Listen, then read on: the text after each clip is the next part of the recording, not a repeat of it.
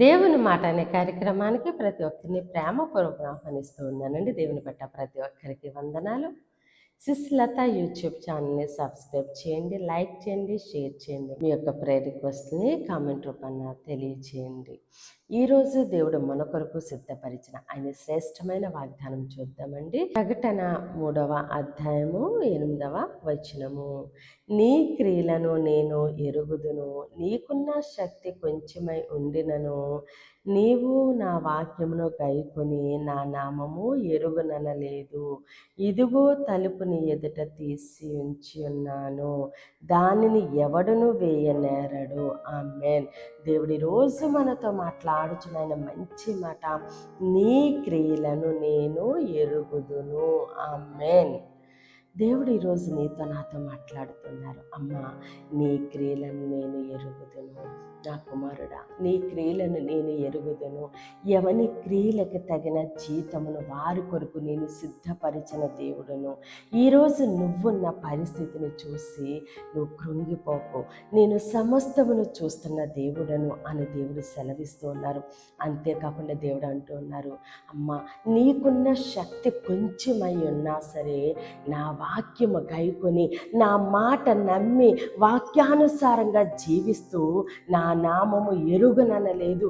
నా నామమును బట్టే నువ్వు నాకు ప్రార్థన చేస్తూ, నా నామమును బట్టి నువ్వు అతిశయిస్తూ, నన్ను బట్టి నువ్వు అతిశయిస్తూ నువ్వు వాక్యానుసారంగా జీవిస్తూ ఉన్నావు. నీ క్రియలను నేను ఎరిగి ఉన్నాను. నీ శక్తిని నువ్వు చూసుకోలేదు.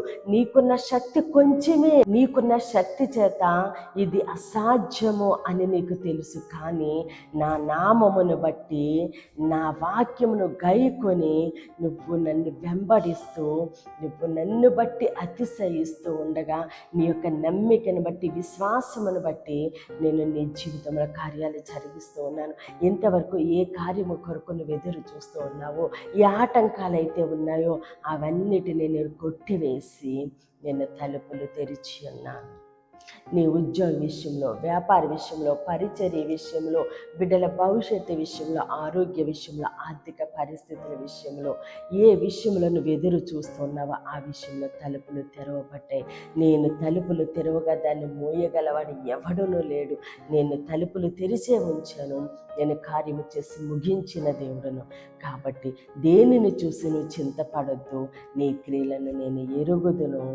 కాబట్టి నేను నీ పక్షంలో ఉండి కార్యాలు జరిగిస్తూ ఉన్నానని దేవుడు వాగ్దానం చేస్తూ ఉన్నారండి.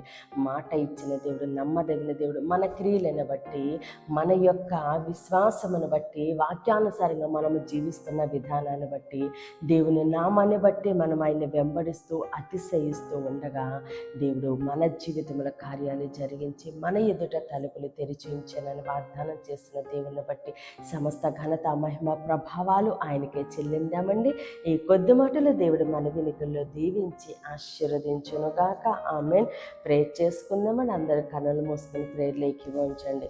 మహోన్నతుడ, మహాగణుడ, పరిశుద్ధుడానికి స్తోత్రాలు, వందనాలు తండ్రి. ఇచ్చిన వాగ్దానం మా జీవితాల నూరంతలుగా ఫలించునుగాక. దైవజనుల వారి కుటుంబాలు, సంఘాలు, పరిచర్యలు యేసు నామములని దీవించబడునుగాక. యెరూషలేముకి యేసు నామములో క్షేమము కలుగునుగాక. ఈరోజు పుట్టినరోజు, పెళ్లి రోజు జరుపుకున్న ప్రతి ఒక్కరికి సంవత్సరం ఒక ఆశీర్వాదకరముగా ఉండునుగాక. అనారోగ్యంతో ఉన్న బిడ్డలకి యేసునామములో సంపూర్ణ స్వస్థత, విడుదల కలుగునుగాక. చిన్న బిడ్డల చుట్టూ, ఆడబిడ్డల చుట్టూ, యవ్వన బిడ్డల చుట్టూ యేసునామములో అగ్ని కంచె ఉండునుగాక. ప్రతి బిడ్డ రాకపోకలను దేవుడు తోడుగా ఉండి క్షేమమైన ప్రయాణమును అనుగ్రహించునుగాక. దేవుని మాట అనే పరిచర్యలో పాలి భాగస్థులే భారం కలిగి ప్రార్థన చేస్తున్న ప్రతి ఒక్కరిని దేవుడు బహుగా దీవించి ఆశీర్వదించునుగాక. Amen, amen, amen. దేవుడు మిమ్మల్ని, మీ కుటుంబాన్ని దీవించి ఆశీర్వదించునుగాక. ఆమెన్.